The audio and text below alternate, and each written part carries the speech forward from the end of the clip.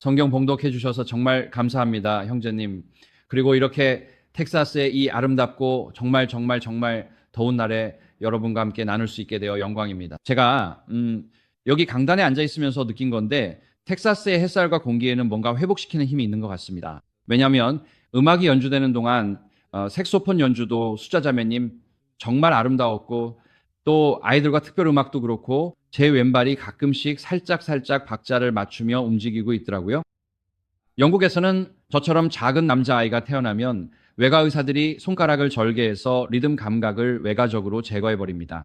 그래서 제가 어떤 곳에 와서 제 발이 박자를 맞추고 있는 걸 발견하면 그 외과 의사가 다 제거하지는 못했구나 싶습니다. 여기에 더 자주 와야겠구나. 내 리듬 감각이 다시 돌아올지도 몰라. 이렇게 아름다운 텍사스에서 여러분과 함께 나눌 수 있게 되어 진심으로 영광입니다. 그리고 저를 이곳에 환영해 주신 목사님과 교회 지도자분들께 감사드립니다. 저와 제 아들은 아주 따뜻한 환영을 받았고 이번 주말에 또 다른 연사인 조나단 천희 형제님도 마찬가지로 환영받으셨습니다. 오늘 아침 우리의 주제는 11째 시기의 일꾼들입니다. 저는 이 일을 마칠 사람들, 곧 복음을 모든 나라와 족속과 언어와 백성에게 전할 사람들에 대해 이야기하려고 합니다. 그리고 그 후에 끝이 올 것입니다.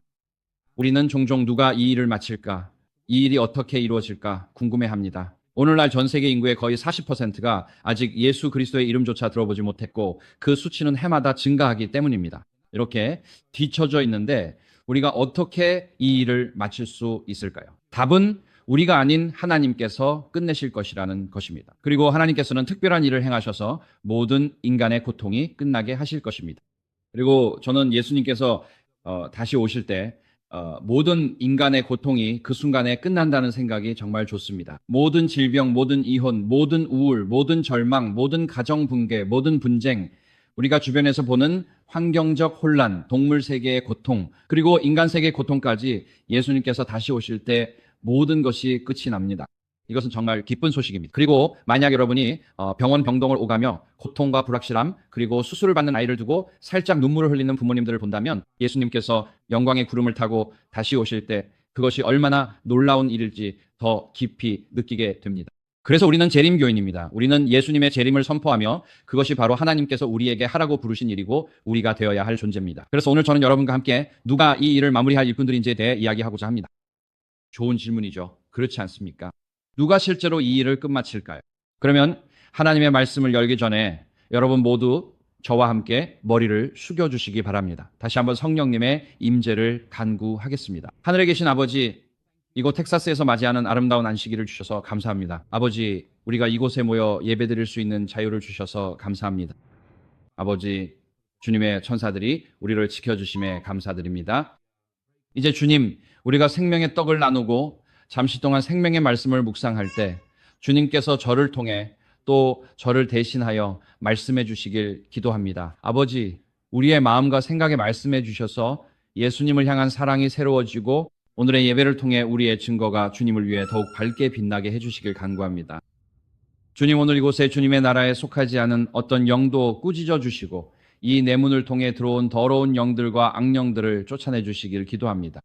주님, 그들을 꾸짖어 주시고 오늘 이곳에 오직 주님의 성령만이 임재하시길 기도합니다. 그래서 주님, 오늘을 주님의 손에 맡깁니다.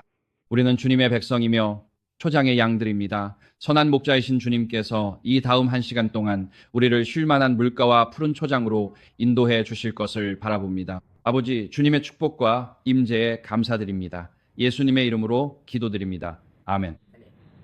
좋습니다. 그럼 오늘은 이렇게 시작하겠습니다. 참고로 제 웹사이트가 있습니다. ANEP인데 AN's Needles to the Pole의 약자입니다. 그리고 저기 제 이메일 주소도 있습니다. 혹시 저에게 메일을 보내실 분이 계시다면 제가 많은 사람들을 만나고 요즘은 거의 아무것도 기억하지 못해서 그렇습니다. 제가 겪고 있는 건 지난주에 어디 있었는지도 기억이 안 나고 다음 주에 어디 있을지도 잘 모르겠습니다. 제가 아는 건 오늘 여기 있다는 것뿐입니다. 그리고 제가 깨달은 건 이게 결혼 생활에서도 아주 좋은 자세라는 겁니다. 일반적으로 제가 아무것도 모르거나 이해하지 못하거나 기억이 안 난다고 말하는 게 곤란한 상황에서 정말 좋은 대답이 되더라고요.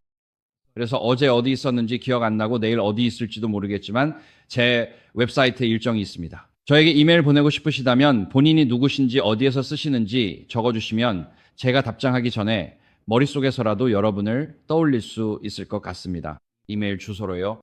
오늘 우리가 함께할 여정이 바로 이것입니다. 우리는 오늘 11번째 시간에 부름받은 일꾼들을 위한 하나님의 은혜에 대해 살펴볼 것이고, 그 다음에는 예언의 10만 2345를 볼 예정입니다. 저는 설교 구성에 창의적이지 않아 그냥만 2345 순서로 진행하고 결론을 내릴 겁니다. 그리고 약 15분 후면 저 뒤쪽 문을 통해 점심 식사 냄새가 솔솔 풍겨올 거라는 사실을 잘 알고 있습니다. 그러니 오늘 이 여정을 함께하는 동안 조금만 더 인내해 주시길 부탁드립니다. 네, 자매님 감사합니다. 자, 그럼 오늘 우리의 여정이 이렇게 정해졌으니 11번째 시간에 부름받은 일꾼들을 위한 하나님의 은혜부터 시작하겠습니다. 오늘 우리는 이 본문을 함께 살펴볼 텐데 이것은 예수님께서 마태복음 20장에서 가르치신 내용입니다. 예수님께서는 이렇게 말씀하셨습니다. 천국은 마치 자기 포도원의 일꾼을 고용하려고 이른 아침에 나간 집주인과 같다. 그는 일꾼들과 하루 품삯을 약속한 뒤 그들을 자기 포도원으로 보냈다. 9시쯤에 나가서 장터에서 빈둥거리고 있는 다른 사람들을 보고 그들에게 말했습니다. 당신들도 포도원에 가서 일하시오. 그러면 정당한 삭스를 주겠소. 그래서 그들은 갔습니다. 정오쯤과 오후 3시쯤에 다시 나가서도 그렇게 했습니다. 그리고 5시쯤에 나가서 다른 사람들이 서성거리는 것을 보고 그들에게 말했습니다. 왜 하루 종일 여기서 빈둥거리고 있어? 그들이 그에게 말했습니다. 아무도 우리를 고용하지 않았기 때문입니다. 그가 그들에게 말했습니다. 당신들도 포도원에 가서 일하겠습니까? 저녁이 되자 포도원 주인이 관리인에게 말했습니다. 일꾼들을 불러서 맨 나중에 온 사람부터 시작해서 맨 먼저 온 사람까지 품삯을 주어라. 5시쯤에 고용된 사람들이 와서 각각 하루치 품삯을 받았습니다. 먼저 온 사람들이 왔을 때 그들은 더 많이 받을 것이라고 생각했지만 그들 역시 하루치 품삯만을 받았습니다. 그들이 품삯을 받자 포도원 주인에게 불평했습니다. 이 마지막 사람들은 1시간밖에 일하지 않았는데 온종일 무거운 짐을 지고 땡볕에서 일한 우리와 똑같이 대우하셨습니다. 주인이 한 사람에게 대답했습니다. 친구여, 내가 당신에게 부당하게 한 것이 없습니다. 당신은 나와 하루치 품삯을 받기로 약속하지 않았습니까? 당신 몫을 받아서 가시오. 나는 이 마지막 사람에게도 당신과 똑같이 주기로 했소. 내 것에 대해 내가 원하는 대로 할 수 없는 것입니까? 아니면 내가 너그럽기 때문에 당신이 시기하는 것입니까? 이와 같이 나중된 자가 먼저 되고 먼저 된 자가 나중되리라. 정말 아름다운 비유입니다. 저는 이 비유를 임종을 앞둔 어떤 분들 곁에서 읽어드린 적이 있습니다. 그분들은 어쩌면 어릴 때 재림교인으로 자랐지만 주님을 떠났다가 다시 혹은 그분들의 경우에는 처음으로 죽기 전에 구원의 확신을 갖고 싶어 하셨죠. 그리고 그들은 진정한 구원의 확신을 원합니다. 그리고 당신은 그들과 함께 앉아 이 비유를 읽어주며 이렇게 말할 수 있습니다. 우리는 예수님을 평생 따르는 사람도 임종 직전 회심하는 사람도 모두에게 주어지는 보상이 똑같다는 것을 읽게 됩니다. 영생이라는 선물입니다. 그리고 이 비유는 인생의 마지막 순간을 맞이하는 사람들 곁에서 읽어주기에 정말 아름다운 비유입니다. 하지만 이 비유는 흥미로운 비유입니다. 왜냐하면 이 비유는 베드로의 질문에 대한 답변으로 주어진 것이기 때문입니다. 그리고 마태복음 19장 마지막 구절들을 보면 베드로가 예수님께 질문을 합니다. 그리고 그 질문이 바로 이 비유로 이어집니다. 마태복음 19장 27절에 이렇게 나와 있습니다. 베드로가 예수님께 대답했습니다.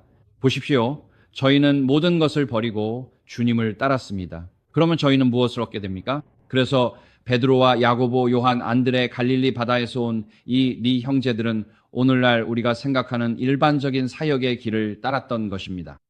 그들은 세속적인 직업을 버렸고 어선을 떠났으며 사업을 포기하고 아버지의 종들도 떠났습니다. 그리고 예수님을 따르며 집과 익숙하고 친근하며 이익이 되는 모든 것을 등졌습니다. 그들은 예수님을 따라 팔레스타인, 예루살렘, 갈릴리, 유대의 거리 곳곳을 다녔습니다. 그리고 그들은 예수님을 따랐습니다. 그리고 인자가 머리 둘 곳이 없었다면 그 12제자도 마찬가지였습니다. 예수님께서 가난하게 사셨듯 12제자도 마찬가지였습니다. 바리새인, 사두개인, 서기관들에게 공격받으셨듯 12제자도 마찬가지였습니다. 그들은 예수님을 따르기 위해 모든 것을 버렸습니다. 그래서 베드로가 마태복음 19장 끝에서 이렇게 말합니다. 보십시오, 예수님, 그가 말합니다. 우리는 모든 것을 버리고 주님을 따랐습니다. 그럼 우리가 얻는 것은 무엇입니까? 여기서 얻는 대가는 무엇입니까? 지난 3년 반 동안 주님을 따르며 우리의 상은 무엇입니까? 우리는 주님을 위해 모든 것을 희생했습니다. 그 대가로 무엇을 받게 됩니까? 그래서 예수님께서는 이에 대한 답으로 이 비유를 말씀하시고 예수님을 가장 먼저 따른 사람들이 마지막에 그의 나라에 들어오는 사람들보다 더 큰 보상을 받을 것이라고 생각하지 말라는 경고를 덧붙이십니다. 11번째 시간에 온 일꾼의 비유에서 예수님은 하나님께서 자신을 위해 헌신하는 이들을 어떻게 대하시는지, 그리고 그들이 어떤 기준으로 보상을 받게 되는지를 보여주십니다. 예수님은 이 비유에서 하나님의 나라에서는 모든 사람이 평등하기 때문에 누구도 다른 사람보다 더 많이 받거나 덜 받지 않는다고 가르치십니다. 이 예수님의 비유에서 땅 주인은 아침 6시에 시장에 갑니다. 그 당시에는 일용직 노동자들이 있었습니다. 그리고 일용직 노동자들은 해가 뜨기 전인 아침 6시에 시장에 모여서 하루가 끝나는 12시간 후, 즉 해가 지기 시작하는 오후 6시까지 은화 한 입, 즉 데나리온이라고 불리는 하루치 임금을 받기를 바랐습니다. 마치 예전에 미국에서 하루에 1달러를 받았던 것과 비슷하다고 할 수 있습니다. 이제는 하루에 0달러쯤 되겠죠? 인플레이션 때문에. 하지만 그 노동자들은 아침 6시에 기다리고 있습니다. 그들은 집을 떠나고 가족을 떠나고 자녀들을 두고 나왔습니다. 그리고 그들이 시장에 서 있는 동안 어딘가 오두막에서 아내와 아이들이 아빠가 오늘 밤 먹을 음식을 들고 집에 오기를 바라고 있다는 걸 알고 있습니다. 이들은 일용직 노동자들입니다. 인도에서는 팬데믹 기간 동안 봉쇄가 있었을 때 부유한 사람들은 냉장고에 음식이 있어서 괜찮았습니다. 하지만 인도의 일용직 노동자들은 봉쇄로 인해 하루벌이를 할 수 없어서 굶주렸습니다. 그래서 그들은 굶주렸습니다. 그들에게는 식량 비축이 없었습니다. 그래서 이들은 일용직 노동자들입니다. 이들은 경제적으로 생존 경계에 있는 사람들입니다. 이들은 오늘 밤 먹을 음식을 살 돈을 오늘 벌기를 바랄 뿐입니다. 그래서 그 일용직 노동자들이 시장에 서 있고 지주가 와서 생각합니다.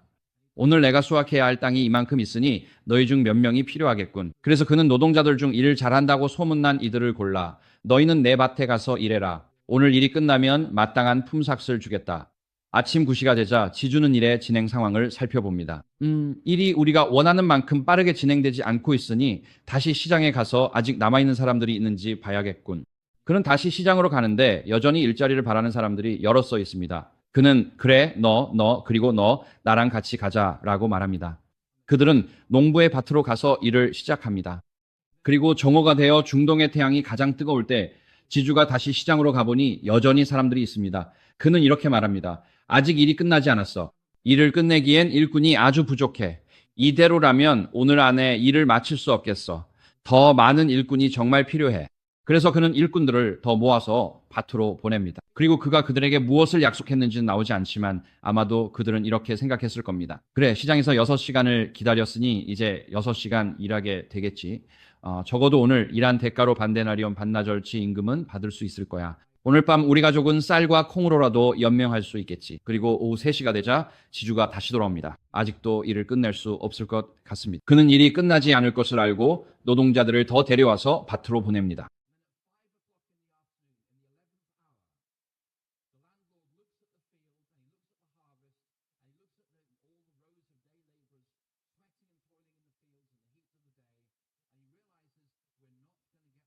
오늘의 일을 마치고 내 목표를 이루고 내가 하고자 하는 것을 완성하려면 더 많은 노동자가 필요해. 그래서 그는 다시 시장으로 갑니다. 아마도 거기에 누가 남아있을지 궁금해하면서 말이죠. 왜냐하면 여러분이라면 어떻게 하시겠어요?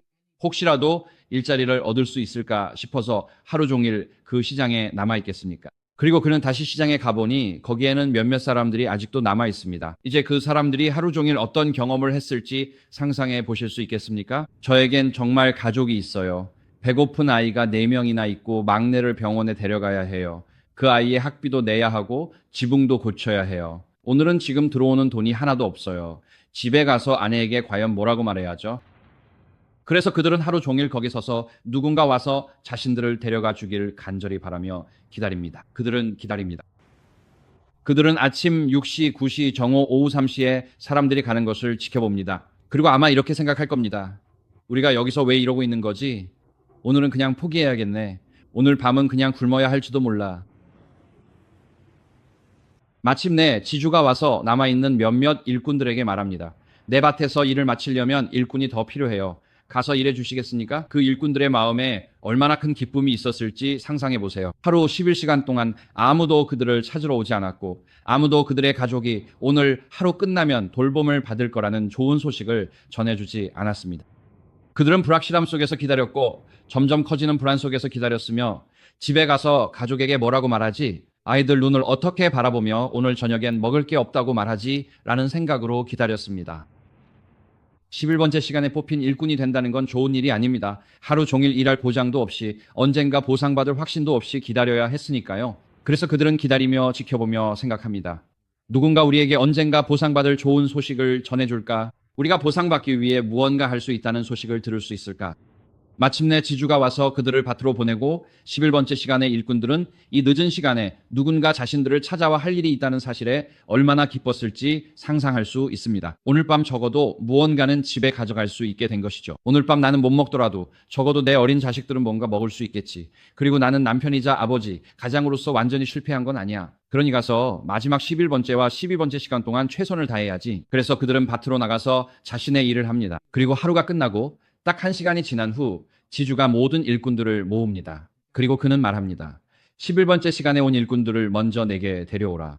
그들이 그에게 오자 그는 주머니에 손을 넣어 그들에게 은하 한 입 데나리온을 줍니다. 하루치 품삯입니다. 그리고 그들이 속으로 생각하는 모습을 상상할 수 있습니다. 이 사람이 우리가 누군지 아는 걸까? 계산을 잘못한 건 아닐까? 착오가 있었던 것 같아. 급여 담당자에게 가서 확인해 봐야겠어. 하지만 아니에요. 주인은 말합니다. 아니, 너희는 하루치 품삯을 받을 거야. 하루치 품삯을 줄 거야. 그리고 나서 그는 오후 3시까지 일한 일꾼들에게도 다가가서 그들에게도 똑같은 임금을 줍니다. 그리고 그는 정오에 시작한 일꾼들에게 다가가서 그들은 겨우 6시간만 일했지만 하루치 임금을 받습니다. 그러자 맨 처음에 온 일꾼들이 불평하기 시작합니다. 잠깐만요. 그들이 말합니다. 어떻게 단 1시간밖에 일하지 않은 이 사람들이 하루의 더위도 견디지 않았고 대부분의 일도 하지 않았는데 모두가 우리와 똑같은 임금을 받는 겁니까? 이건 정말 불공평해요. 이건 정말 불공평해요. 이 사람들은 정말로 탕자의 비유에 나오는 형과 같습니다. 우리는 더 많이 일할수록 더 많은 시간을 투자할수록 더 큰 보상을 기대합니다. 하나님을 위해 더 많은 시간을 바치면 하나님께 더 큰 보상을 기대하게 되고 적게 바치면 더 적은 보상을 기대하게 됩니다. 그들은 부당하게 대우받고 있다고 생각하지만 주인은 일꾼들과 우리에게 설명합니다. 하나님께서 백성에게 보상을 주실 때 그것은 우리가 마땅히 받아야 할 대가가 아니라 은혜의 문제라는 것을 말입니다. 우리는 하나님의 은총을 스스로 얻을 수 없습니다. 우리는 하나님과 거래할 수 없습니다. 즉, 신의 은혜는 우리가 얻을 수 있는 것이 아닙니다. 오늘날의 그리스도인 일꾼들은 하나님과 거래를 하지 않습니다. 만약 하나님께서 우리에게 엄격한 정의, 즉 네가 얼마나 했으니 얼마나 받는다는 기준으로 대하신다면 누가 영원한 생명의 선물을 받을 수 있겠습니까? 만약 여러분이 주 40시간, 즉 연간이 80시간을 일하고 그걸 40년 동안 계속한다고 해도 그 40년간의 전업 노동으로는 결코 하나님과 함께하는 영혼을 얻을 수 없습니다. 그럴 방법은 없습니다. 여러분이 첫 시간부터 일한 노동자라서 하루 종일 일했다 하더라도 그 끝에 영혼의 약속이 있다는 사실은 하나님의 은혜로 주어진 선물임을 상기시켜 줍니다. 이것은 누구도 스스로 얻어낸 것이 아닙니다. 하나님의 눈에는 복음의 왕국을 위해 배운 것, 재능, 시간, 지위 혹은 오랜 세월을 들인 것이 중요한 것이 아니라 우리가 맡은 일을 기꺼이 받아들이는 마음가짐과 하나님께서 각자에게 주신 일을 성실하게 감당하는 충성심이 중요합니다. 하나님께서는 12시간 일하는 노동자가 아니라 기꺼이 일하려는 일꾼을 찾으십니다. 하나님께서 무엇을 맡기시든 일에 충실한 일꾼을 원하십니다. 11번째 시간에 온 일꾼들도 충실했습니다. 주어진 일을 했고 일에 충실했기에 첫 번째 시간에 온 일꾼들과 똑같은 보상을 받았습니다. 이 비유는 앞서 말씀드렸듯이 보통 사람들이 임종 직전에 회심할 수 있다는 것을 설명하는 데 사용됩니다. 어떤 사람들은 평생 하나님과 동행할 수 있고 또 어떤 사람들은 죽기 30초 전에 하나님과 동행할 수도 있지만 그들 모두가 여전히 영생의 약속을 받는다는 것입니다. 그리고 여러분은 그게 공평하지 않잖아요 라고 말할 수도 있습니다. 하지만 여러분께 묻고 싶습니다. 이 세상의 고통을 넘어 영원의 약속을 가지고 사는 삶을 선택하시겠습니까? 아니면 이 세상에서 고통만이 존재의 전부라고 생각하며 구원이나 희망의 가능성도 없이 살다가 인생의 마지막 순간에야 비로소 희망을 발견하는 삶을 선택하시겠습니까? 어떤 쪽이 더 나은 인생의 경험일까요? 그것이 바로 첫 시간에 온 일꾼들입니다. 첫 시간에 온 일꾼들은 불평을 하지만 하루 종일 일하면서 하루가 끝나면 보상을 받으리라는 약속을 가지고 일합니다. 그리고 하루가 끝나면 보상을 받으리라는 약속이 인생에서 마주하는 어려움들을 이겨내게 해줍니다. 그래서 첫 시간에 온 일꾼들은 맞아요. 일의 무게, 대부분의 일을 짊어지긴 하지만 그들의 마음에는 언젠가 상황이 나아질 거라는, 보상이 있을 거라는, 자신과 가족들에게 기쁨의 시간이 올 거라는 약속이 있습니다. 그리고 11번째 시간에 온 일꾼들은 말 그대로 11시간 동안 아무런 보상의 약속도 없이 하루가 끝나면 무슨 일이 일어날지 모른다는 두려움과 불확실함 속에서 기다려야 했습니다. 그래서 솔직히 말하면 저는 일을 마무리하러 들어오는 11번째 시간의 일꾼들보다는 차라리 첫 시간에 온 일꾼이 되고 싶습니다. 이제 저는 화이자매님께서 하신 말씀에 대해 정말 좀 더 깊이 한번 생각해 보고 싶습니다. 화이자매님께서 11번째 시간에 일꾼들에 대해 언급하신 영감의 말씀에는 5 인용문이 있는데 흥미롭습니다.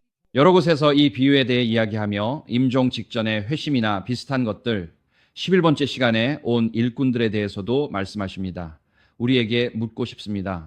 예언자의 목소리로 화이자매님께서는 우리에게 무엇을 말씀하셨을까요? 11번째 시간에 일꾼들에 대해 뭐라고 말하고 있을까요? 그녀가 말하는 내용은 정말 놀랍습니다. 그래서 우리가 살펴볼 수 있는 5개의 인용문이 있는데 여기 첫 번째 인용문이 있습니다. 이 인용문은 Testimonies to South Africa 50페이지에 나옵니다. 이제 제가 이 인용문을 읽어드릴 텐데 이게 제일 깁니다. 혹시 지금 지치셨다면 미리 말씀드려요. 나머지 인용문들은 이보다 훨씬 짧으니까 걱정하지 마세요. 그런데 이 인용문이 바로 그녀가 11번째 시간에 일꾼들에 대해 처음으로 남긴 말입니다. 그녀는 이렇게 말합니다. 그녀는 예언의 말씀을 부지런히 연구하는 사람들이 전 세계 곳곳에 있으며 이들은 성경을 탐구함으로써 빛을 그리고 더 큰 빛을 얻고 있습니다. 라고 말합니다. 이것은 모든 나라, 모든 부족, 모든 사람들에게 해당됩니다. 이들은 가장 심각한 오류에서 나와 기회와 특권을 가졌으면서도 그것을 소중히 여기지 않았던 이들의 자리를 대신하게 될 것입니다. 이들은 하나님의 길과 뜻을 행하는 데 부족함이 없도록 두려움과 떨림으로 자신의 구원을 이루어 갈 것입니다. 반면 큰 빛을 받았던 이들은, 여기서 큰 빛을 받은 자들이라는 표현은 재림교인들을 가리키는 말입니다. 큰 빛을 받았던 이들은 그들 자신의 타락한 본성 때문에 그리스도의 요구에 불만을 품고 그분에게서 돌아섰습니다. 그러나 하나님께서는 증인 없이 남겨지지 않으실 것입니다. 1시간 일꾼들이 11번째 시간에 불려와 그들의 능력과 맡겨진 모든 자원을 일의 진전을 위해 헌신할 것입니다. 이들은 원칙에 충실하고 하나님의 모든 뜻을 선포하는 자신의 의무를 회피하지 않기 때문에 그들의 신실함에 대한 보상을 받게 될 것입니다. 풍성한 빛을 받았던 이들이 하나님의 말씀에 의해 부과된 제약을 벗어버리고 그분의 율법을 무효로 만들 때 다른 이들이 그 자리를 채우고 그들의 면류관을 차지하게 될 것입니다. 인용 끝. 여기서 정말 대단한 말씀이 나옵니다. 이 11번째 시간의 일꾼들 말이죠. 그렇다면 이 11번째 시간의 일꾼들은 누구일까요? 우선 한 가지는 분명히 말씀드릴 수 있습니다. 이들은 앤드류스 신학교에서 더듬거리며 공부하는 사람들이 아닙니다. 이들은 가장 짙은 어둠 속에 살고 있는 사람들입니다. 이들은 힌두교, 불교, 이슬람교, 세속주의, 무신론, 가톨릭 등 다양한 신념 속에 살고 있는 사람들입니다. 그리고 이들은 모든 나라와 민족, 부족, 백성들 가운데 거하고 있습니다. 그래서 요한계시록 13장에서는 첫 번째, 바다 짐승이 용으로부터 세상의 모든 나라와 민족, 언어, 백성들 위에 권세를 받는다고 나와 있습니다. 하나님께서는 오늘날 전 세계 모든 종교 집단 속에 자신의 백성을 두고 계시며 그들은 이 세상보다 더 나은 무언가가 있음을 알고 진리를 찾고 있습니다. 우리 교회에 앉아있지 않은 정직한 진리의 추구자들이 전 세계에 있지만 하나님께서는 그들이 누구인지 아시고 그들에게 자신을 드러내실 것입니다. 그들은 빛을 찾고 있고 진리를 찾고 있습니다. 그리고 그녀는 그들이 가장 심각한 오류에서 올 것이라고 말합니다. 그래서 오늘 여러분께 묻고 싶습니다. 우리는 가장 심각한 오류의 배경을 가진 사람들이 올 준비가 되어 있습니까? 저는 한번 가톨릭 신자를 침례시킨 적이 있는데 어떤 형제들로부터 예수회를 교회로 데려온다고 질책을 받았습니다. 실례지만 우리는 사람들을 바벨론에서 불러내야 하는 것 아닙니까? 우리는 사람들을 하나님의 남은 자 운동으로 불러야 하는 것 아닙니까? 그런데 제가 그렇게 하면 비난을 받는 겁니까? 이건 말도 안 됩니다. 이분은 젊은 여성이고 예수의 신도가 아닙니다. 우리가 하나님의 남은 자 운동의 사람들이 들어오길 원한다면 모든 배경을 가진 이들에게 기꺼이 팔을 열어야 합니다. 그들은 팔에 문신이 있고 파란 머리카락에 코에 피어싱을 하고 그 밖에 여러 모습으로 들어올 것입니다. 하지만 하나님께서는 가장 깊은 어둠 속에서도 사람들을 데려오실 것입니다. 몇 주 전에 프랑크푸르트와 미넨 중앙역을 돌아다녔습니다. 오스트리아에서 삼중천사의 기별에 관한 집회에서 설교를 하고 있었고 미넨 중앙버스 정류장 한가운데를 걸으면서 주위를 둘러봤는데 여기에는 내가 정상이라고 생각하는 사람이 한 명도 없구나라는 생각이 들었습니다. 정말로 그곳에는 모든 나라, 민족, 언어, 백성에서 온 사람들이 있었고 부르카를 쓴 여성들도 있었으며 젊은이들은 몸이 온통 훼손되어 있기도 했습니다. 그리고 내가 사람들의 눈을 하나하나 바라봤을 때 그 안에서 본 것은 공허함, 그저 죽은 듯한 눈빛뿐이었습니다. 나는 기쁨도 행복도 평안도 희망도 보지 못했습니다. 슬픈 사람들만 보였습니다. 하나님께서 백성들을 밖에 두셨는데 오늘 이 자리에 그들을 교회로 받아들일 준비와 의지가 우리에게 있습니까? 우리는 그들을 기꺼이 환영할 마음이 있습니까? 만약 주님을 떠나 가장 어두운 곳에서 살아가는 사람이 당신의 자녀라면 그 자녀가 예수 그리스도께 나올 때 교회가 두 팔 벌려 환영해 주길 바라지 않겠습니까? 그래서 이 본문은 우리에게 그리스도의 몸 안으로 사람들을 환영하라는 부르심입니다. 그리고 그녀는 1시간 일꾼들이 11번째 시간에 들어올 것이라고 말합니다. 우리가 몇 분 후에 그 시간이 정확히 언제인지 살펴볼 텐데 그들은 자신들의 능력과 맡겨진 모든 자원을 이 일의 진전을 위해 바칠 것입니다. 즉 그들은 희생적으로 일하는 일꾼들이 될 것입니다. 그들은 구원이 얼마나 소중한지 알기 때문에 이 일을 마치기 위해 모든 것을 바칠 것입니다. 우리가 구원의 기쁨을 경험하고 영생의 약속을 깨달을 때 이 세상의 모든 보물들은 우리 눈에 덜 중요하게 보이게 됩니다. 하나님께서는 우리 은행 계좌에 돈에 관심이 있으신 것이 아니라 우리의 마음이 어디에 있는지에 관심이 있으십니다. 하나님께서는 우리의 보물이 실제로 어디에 있는지 걱정하십니다. 내 보물이 과연 은행에 있는가, 주식시장에 있는가, 아니면 하늘에 있는가. 그래서 11시 일꾼들이 교회에 들어오게 되지만 그들과는 대조적으로 이미 교회에 있던 일꾼들은 자신들에게 맡겨진 임무를 실패했다고 그녀는 말합니다. 그들은 자신들에게 주어진 기회와 특권에 충실하지 못했고 큰 빚을 받았지만 하나님의 계명에서 돌아섰다고 그녀는 말합니다. 그녀는 그들이 마음이 타락했고 10계명을 무효로 만들 것이라고 말합니다. 그리고 그녀는 이 11시 일꾼들이 첫 번째 시간에 온 일꾼들로부터 생명의 면류관을 빼앗게 될 것이라고 말합니다. 이 점을 한번 생각해 보세요. 평생을 주님을 위해 일해온 재림운동의 일부 사람들이 마지막 순간에 하나님의 법을 무효로 만들기 때문에 생명의 면류관을 잃게 될 것입니다. 만약 여러분이, 제가 화면에는 준비하지 못했는데요. 만약 여러분이 어디였죠? 마태복음 20장 14절, 마태복음 20장 14절. 그게 24장이네요. 죄송합니다. 제 실수입니다. 마태복음 24장 9절에 이렇게 분명하게 나와 있습니다.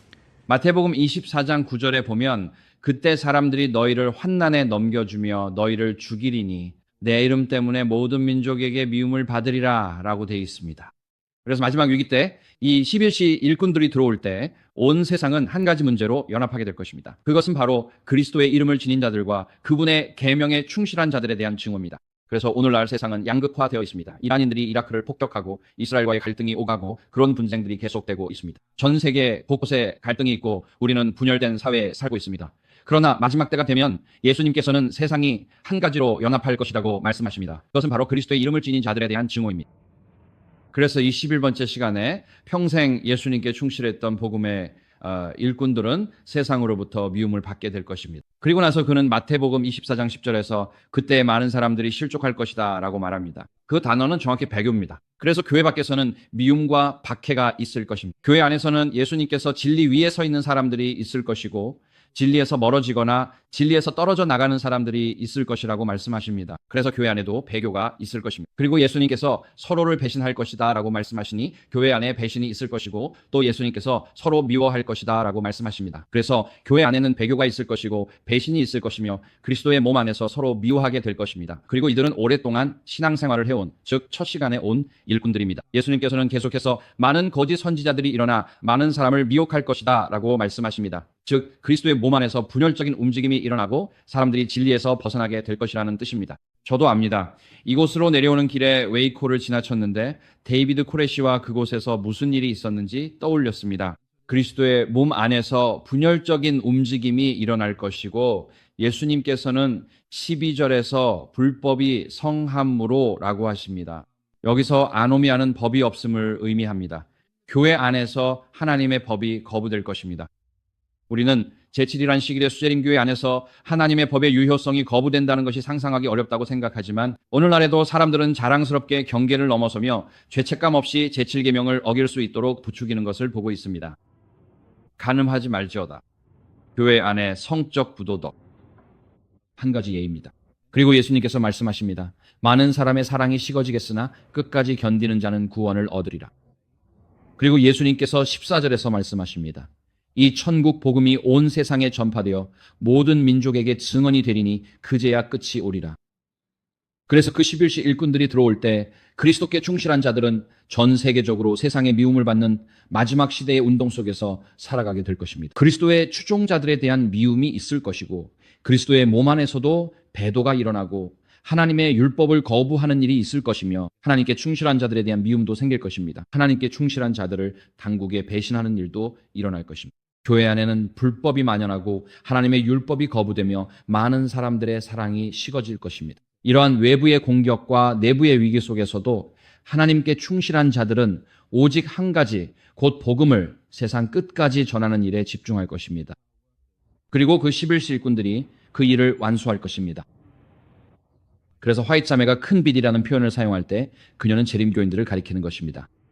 하나님께서는 재림운동을 통해 그분의 일을 마치기를 원하시지만 우리가 라오디게아 교회의 참된 증인의 메시지에 귀 기울이고 마음을 살피며 회개하고 오늘 그리스도와 그분의 의를 받아들이기 전까지는 우리 교단이 맡은 마지막 시대의 역할을 완수하지 못한 비극과 그 심각성에 대해 여전히 눈이 멀어 있을 것입니다. 그러므로 예수님께서 곧 다시 오시기 직전에 메시지와 포도원은 동일하겠지만 일꾼들에는 변화가 있을 것입니다. 첫 시간에 부름받은 일꾼들은 라오디게아의 메시지에 귀 기울이지 않았기 때문에 떨어져 나가고 하나님께서는 11시 일꾼들을 일으켜 그 일을 마치게 하실 것입니다. 그럼 여기서 두 번째 인용문을 살펴보겠습니다. 괜찮으시겠죠? 두 번째 인용문은 1898년 원고 64에 나와 있으며 그곳에는 이렇게 기록되어 있습니다. 우리는 이렇게 읽습니다. 11시에 주님께서 세상에서 한 무리를 모아 그분을 섬기게 하실 것이다. 변화된 사역이 있을 것이다. 진리에 대해 지혜로워질 수 있는 특권과 기회를 가졌으면서도 하나님께서 이루시려는 일을 계속 방해하는 자들은 제거될 것이다. 하나님께서는 마음이 나뉜 자의 봉사를 결코 받지 않으신다.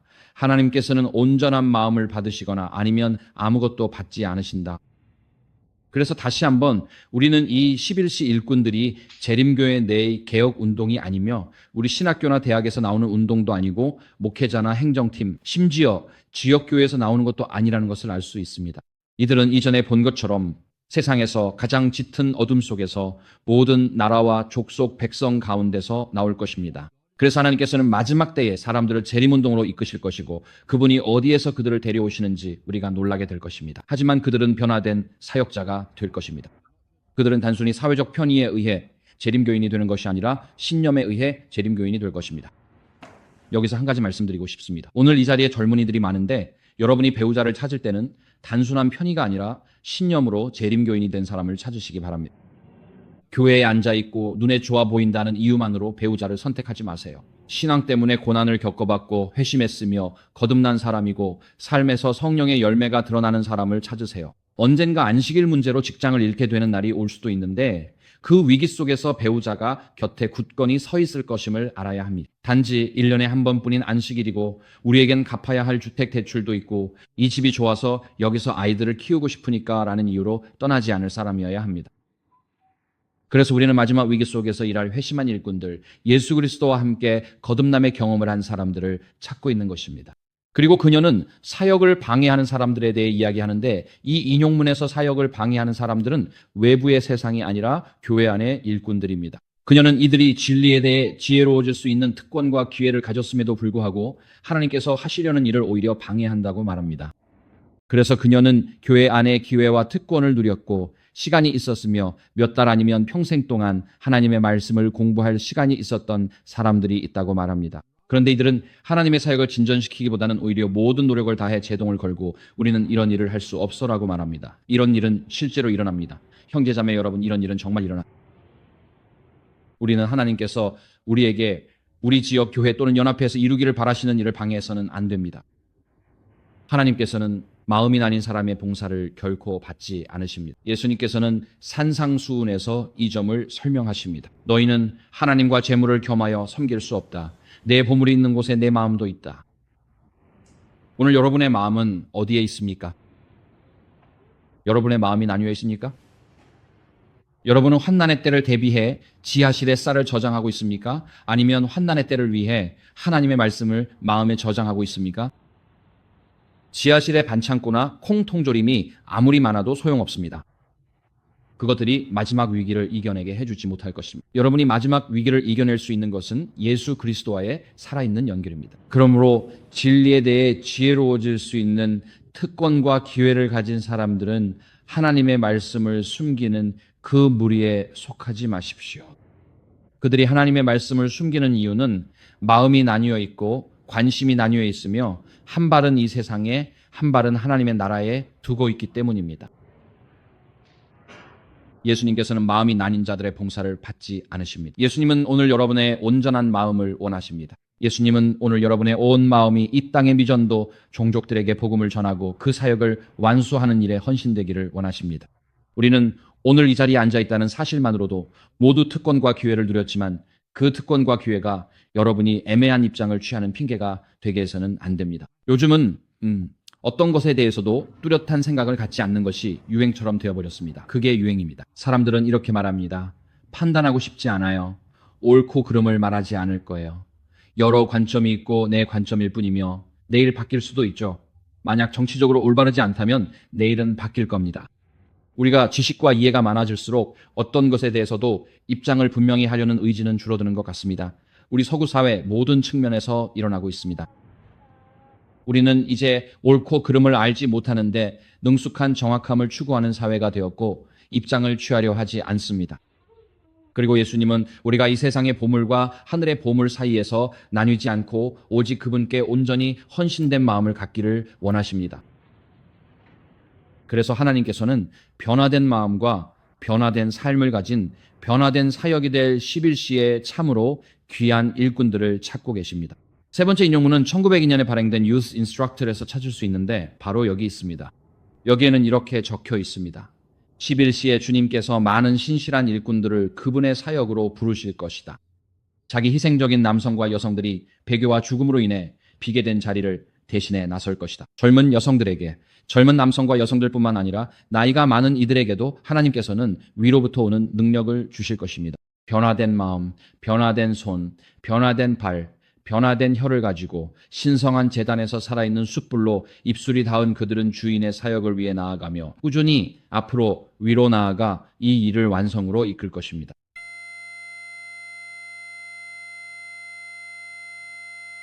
그리고 그녀가 그들에 대해 말하는 것은 그들이 꼭 저처럼 머리가 센 노인들이 아닐 거라는 점입니다. 우리도 그 운동의 일부가 되고 싶지만 여기서 그녀가 말하는 대상은 젊은 남성과 여성들입니다. 젊은 남성과 여성들뿐만 아니라 나이가 많은 이들에게도 이건 알아두면 좋지만 주로 젊은 남성과 여성들에게 하나님께서 위로부터 오는 능력을 주실 것이라는 말입니다.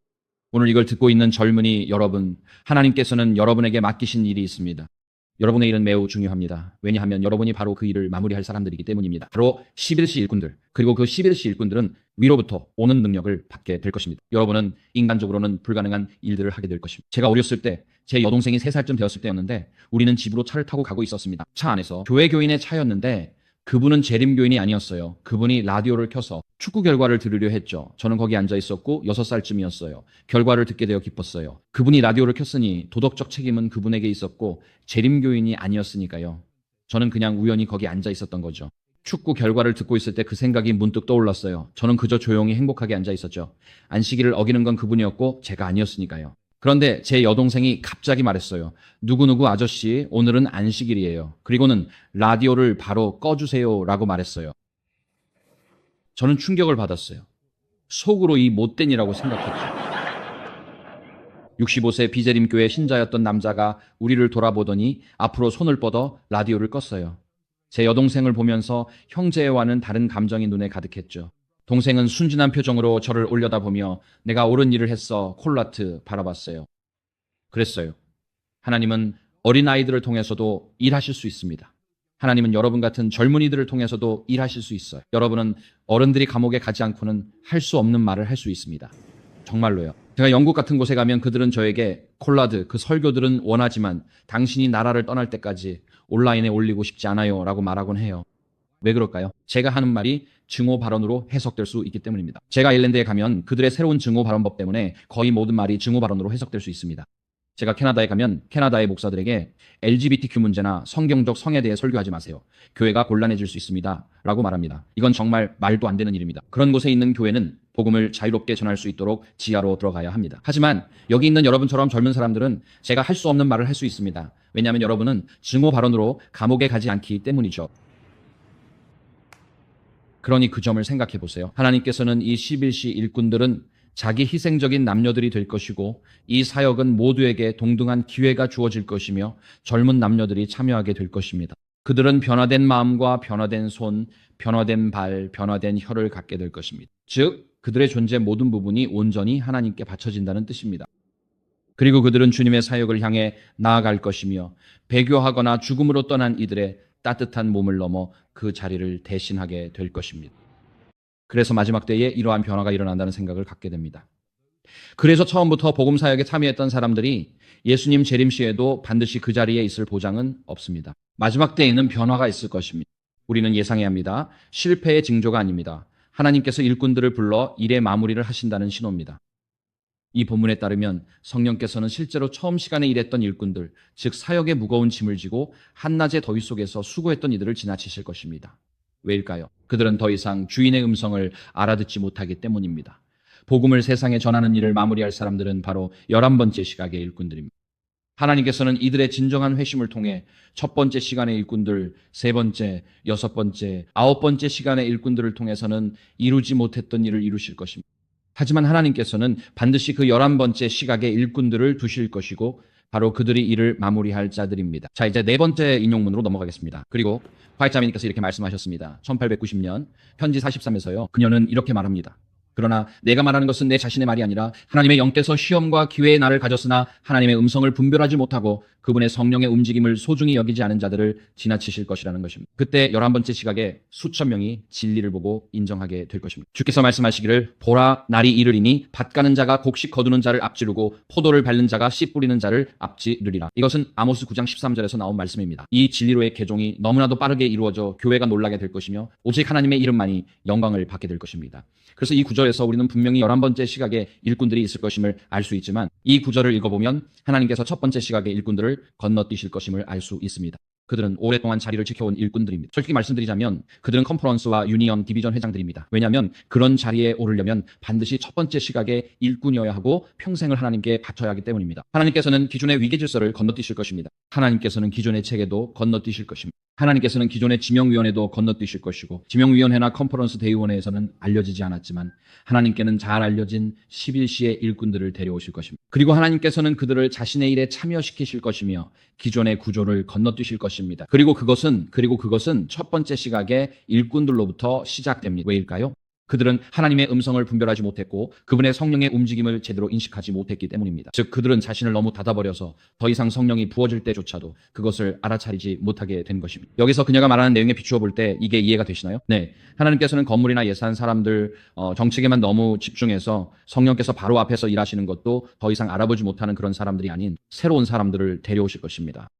다른 방식으로 한번 말씀드려볼게요. 하나님께서는 재림교인들이 정부, 정책과는 다른 성령의 확신을 가질 수 있다는 것을 인식하는 일꾼들을 데려오셔서 그 일을 마무리하게 하실 것입니다. 하나님께서 그들을 데려오실 것이고 그 일꾼들이 그 일을 완수할 것입니다. 그리고 건물과 정책에만 집중하고 귀를 닫은 채 세상 사람들에게 재림교인들은 성령께서 어떤 문제에 대해서는 재림교인들에게 하실 말씀이 없다고 세상 사람들 앞에서 성령의 음성을 억누르는데 익숙한 이들을 하나님께서는 그냥 지나치실 것입니다. 오늘 제가 직접적으로 말하지 않으려고 노력하고 있지만 여러분도 제가 무슨 말을 하는지 아실 거라. 그리고 그녀는 이렇게 말합니다. 11시에 수천 명이 진리를 인정할 것이다. 보라 날이 이르리라 주께서 말씀하신다. 그때에 밭 가는 자가 곡식 거두는 자를 포도 밟는 자가 씨 뿌리는 자를 앞지르리라. 즉 우리가 그들이 서로 앞다투어 넘어질 정도로 각기 다른 일을 하는 사람들이 도사일하게 서로 겹치게 될 것이며 일이 너무나 빠르게 진행되어 서로 넘어질 정도가 될 것입니다. 약 2년 전쯤 코카서스 지역에 위치한 조지아 공화국에서 성경 공부 운동이 시작되었습니다. 이 일은 제가 AFM에 있을 때 일어났고 지금도 계속되고 있습니다. 그리고 조지아에서는 성경을 사는 것이 거의 불가능합니다. 왜냐하면 그들이 판매하는 성경은 아주 크고 무거운 책상용 성경뿐이기 때문입니다. 이것들은 고대 조지아어로 된 장식용 성경입니다. 이건 마치 윌리엄 셰익스피어 이전의 초서 영어를 읽는 것과 같습니다. 그리고 대부분의 조지아 사람들은 이 언어를 이해하지 못합니다. 저희가 알게 된 것은 약 10명 정도가 성경 공부를 하고 있었고 그들이 현대 조지아어 성경이 있다는 사실을 알았지만 구하기는 거의 불가능했습니다. 그 성경은 가게에서 판매하지 않았고 그들은 몇 권을 구해 트빌리시의 한 카페에서 모임을 가졌습니다. 10명 정도였습니다. 그래서 그들이 우리와 연락을 했고 우리도 그들과 연결되어 보니 그들이 스스로 공부를 통해 사실상 재림교인이 되었다는 것을 알게 되었습니다. 그리고 그들 중 한 명은 유대인으로 조지아에서 가장 유명한 유튜버였는데 그는 유튜브에 재림교회의 예언 관련 자료를 올리면서 영상마다 30만 뷰 정도를 기록하고 있었습니다. 조지아에서 가장 많이 시청되는 유튜버인 것 같았고 이런 일들이 벌어지고 있었지만 공식적으로 조지아의 교인이 300명 정도밖에 없었고 안식일 아침에 실제로 자리에 앉아있는 사람은 100명 정도였습니다. 하지만 약 10명 정도의 남성들로 이루어진 이 소그룹이 공부를 시작했고 그들은 우리에겐 성경이 필요하다고 말했습니다. 그래서 우리는 그들과 6개월 동안 함께 일했습니다. 자, 이제 어떻게 되는지 지켜봅시다. 그리고 10명의 남성이 30명으로 30명의 남성이 300명으로 늘어났고 이들은 모두 중년 남성들이었습니다. 그곳에는 정교회 신부, 판사, 변호사, 사업가들이 있었고 그들은 모두 카페에서 모임을 가졌습니다. 그들은 조지아식 차나 사실상 커피를 마시고 두께가 거의 4cm나 되는 녹인 치즈가 가득 들어간 맛있는 빵을 먹고 있었습니다. 아마 그래서 그곳의 평균 수명이 그리 길지 않은 것 같습니다. 그래서 그들은 이런 것들을 읽으면서 우리에겐 성경이 필요하다, 성경이 필요하다고 말했습니다. 우리는 좋아요, 성경을 좀 구해봅시다 라고 말했습니다. 그리고 나서 그럼 이 성경을 어디서 인쇄해야 하지? 라고 말했습니다. 우리는 이 일에 대해 기도했고 성경이 필요한 사람이 300명 있었습니다. 우리는 좋아요라고 말했고 영권의 성경을 사자고 했습니다. 어디서 구해야 할까요? 우리는 벨로루시 민스크시에서 성경을 인쇄할 것이고 그 성경들은 우크라이나를 거쳐 루마니아를 지나 발칸과 코카서스 지역까지 트럭으로 운반될 것입니다. 우리는 믿음의 행위로 5영권의 성경을 주문할 예정입니다. 지금 당장은 300권만 필요하기 때문입니다. 1년 만에 10명에서 300명으로 성장. 그래서 우리는 믿음의 행위로 5영권의 성경을 구입했고 약 5만 5천 달러가 들었습니다. 우리는 그 돈을 모았고 인쇄소와 조지아 성경협회 등 필요한 모든 곳에 비용을 지불했습니다. 그리고 그 성경들은 인쇄되어 최근에 조지아로 배송되었습니다. 하지만 5영권의 성경을 주문한 시점부터 그 성경들이 배송될 때까지 이제는 그 성경 공부 모임에 3만 명이 넘는 사람들이 모이게 되었습니다. 제가 믿음으로 했던 행동, 주님 믿음으로 5영권만 필요합니다. 이 정도면 몇 년은 충분하겠지요. 결국 바다에 떨어진 한 방울에 불과했습니다. 하나님께서 일하실 때는 일하십니다. 이런 일들은 세계 여러 곳에서 여러 시기에 일어납니다. 알곡을 거두는 자가 밭 가는 자를 앞지르고 포도를 밟는 자가 씨 뿌리는 자를 앞지르는 것을 볼 때 진리에 대한 회심이 너무나 빠르게 일어나서 우리가 성경 공급 속도를 따라잡을 수 없게 됩니다. 정말 놀라운 일입니다. 하지만 이 구절에서 하나님께서는 그리스도께서 다시 오시기 직전의 마지막 시간에 첫 번째 시간에 일했던 일꾼들을 지나치실 것이라고 약속하십니다. 하나님께서 그들을 지나치시는 이유는 그들이 너무 오랫동안 성령의 음성에 귀를 닫아 이제는 더 이상 그분의 영을 받을 수 없게 되었기 때문입니다. 이것은 엄숙한 경고이지만 하나님께서는 11번째 시간에 일꾼들을 두실 것이고 그들은 너무나 빠른 속도로 일하게 될 것입니다. 그들이 빠르게 일할 수 있는 이유는 하나님의 음성을 분별하기 때문입니다. 그들은 하나님의 영의 움직임을 소중히 여깁니다. 하나님께서 문을 열어주실 때 그들은 그 문을 통과합니다. 그들은 믿음으로 걸으며 하나님께서 어디로 이끄시는지 정확히 알지 못해도 나아갑니다. 이제 우리는 여기 5번째 인용문, 곧 예언의 신에서 나온 인용문을 보게 됩니다. 바로 이 인용문입니다. 그녀는 이렇게 말합니다. 세상과 교회, 심지어 가톨릭 교회에서 나올 많은 영혼들이 있는데 이들의 열정은 지금까지 진리를 선포하기 위해 줄을 서서 일해온 이들의 열정보다 훨씬 더 클 것입니다. 이런 이유로 11시 일꾼들도 한 데나리온을 받게 될 것입니다. 이들은 다가오는 전투를 보고 나팔을 분명하게 불 것입니다. 위기가 우리에게 닥칠 때. 그녀는 여기 제3선택된 메시지에서 짐승의 표와 제3천사의 기별이 선포되는 상황을 이야기합니다. 위기가 닥치고 재난의 시기가 오면 그들은 앞으로 나아가 하나님의 전신갑주로 자신을 무장하고 하나님의 율법을 높이며 예수의 믿음을 굳게 지키고 종교 자유의 대의를 수호할 것입니다. 이 대의는 개혁자들이 수고하며 목숨 바쳐 지켜온 것입니다. 그렇다면 이 본문에서 11시 일꾼들에 대해 무엇을 말할 수 있을까요? 첫째, 그들은 재림교회 내부에서 나오는 것이 아니라 세상 밖에서 재림운동 안으로 들어오는 사람들입니다. 그러니까 오늘 아침 여기 우리 옆에 앉아있는 사람들이 아닐 수도 있다는 말이죠. 그들은 가톨릭 교회에서 나올 것입니다. 그러니 누군가가 가톨릭 교회에서 나와 재림운동에 합류한다면 단순히 당신은 예수의 출신이군요 라고 말하지 마십시오. 그들이 재림운동에 들어온 것을 하나님께 찬양해야 합니다. 그리고 만약 사람들이 그들이 평생 의심의 눈초리로 비난만 받을 거라고 생각한다면 왜 그들이 하나님의 마지막 시대 운동에 합류하겠습니까? 그럴 리가 없죠. 그들은 곧 분위기를 눈치챌 겁니다. 나는 가짜 예수의 출신이니까 아무도 나와 함께 앉아서 식사하지 않겠구나. 그들의 열정은 지금까지 진리를 선포하기 위해 줄을 서서 일해온 사람들의 열정을 훨씬 능가할 것입니다. 즉, 이 사람들은 하나님을 위한 담대함과 용기를 가질 것이며 하나님을 위해 열정적일 것입니다. 그들은 이웃의 구원을 위해 진지하게 애쓸 것입니다. 그들은 영적인 대화 문을 두드리는 것, 자신의 간증을 나누는 것을 두려워하지 않을 것입니다. 그들은 하나님을 위한 열정을 가질 것입니다. 왜일까요? 그들은 자신을 사랑하듯 이웃을 사랑하기 때문입니다. 그들은 11번째 시간의 일꾼들입니다. 한때 어둠에 빠졌지만 이제 진리를 발견했고 진리가 얼마나 소중한지, 구원의 약속이 얼마나 귀한지 알기에 이웃과 진리를 나누려는 것입니다.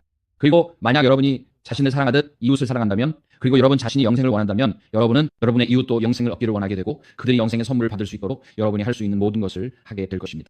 그래서 이 11번째 시간의 일꾼들은 세상에서 올 것이고 둘째 천사의 메시지인 무너졌다, 무너졌다, 큰 바벨로니아에 응답하여 타락한 개신교 교회들에서 나올 것이며 계시록 18장의 넷째 천사의 메시지에 응답하여 가톨릭 자체에서도 나올 것입니다. 계시록 18장에서 천사는 내 백성아 거기서 나오라고 말합니다. 그리고 그들은 위기가 우리에게 닥쳐오고 짐승의 표가 세상에 강요되며 미국이 주도하는 세계 정부들이 거짓 예배를 의무화할 때 그 마지막 시대의 운동에 들어오게 될 것입니다.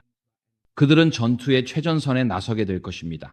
주목할 점은 그들이 하나님의 율법을 수호할 것이라 말한다는 것입니다. 반면 예수님은 마태복음 20장 14절에서 마지막 시대 교회에 불법이 일어날 것이라 하십니다. 이는 예수님께서 가시적 재림교회 안에서 사람들이 글쎄 십계명 지키는 건 중요하지 않다고 말하게 될 의미입니다. 솔직히 말해서 우리는 이미 오늘날 그런 생각의 씨앗들을 가지고 있습니다. 만약 여러분이 예수님께 구원받았을 때 하나님께서 괜찮다, 네가 죄 가운데 머물러도 여전히 구원받을 수 있다고 말씀하신다고 믿는다면, 즉 여러분이 고의적으로 계속해서 죄를 짓고 있음에도 불구하고 많은 사람들이 그렇게 믿고 있습니다. 그들은 그것을 직접적으로 증언하지 않을 수도 있지만 그들의 삶이 보여주는 모습과 그들이 믿는 바는 바로 이것입니다. 만약 여러분이 공개적으로 드러나는 죄 가운데 머물면서도 구원받을 수 있다고 믿는다면 짐승의 표가 올 때도 그냥 받아들이게 될 것입니다. 왜냐하면 그것도 또 다른 죄일 뿐이기 때문입니다. 그것은 네 번째 계명을 어기는 것입니다. 그러니 죄 가운데 머물면서도 구원받을 수 있다는 생각을 받아들이는 순간 여러분은 짐승의 표를 받을 준비가 된 것이나 다름없습니다. 왜냐하면 그것도 또 다른 죄일 뿐이기 때문입니다.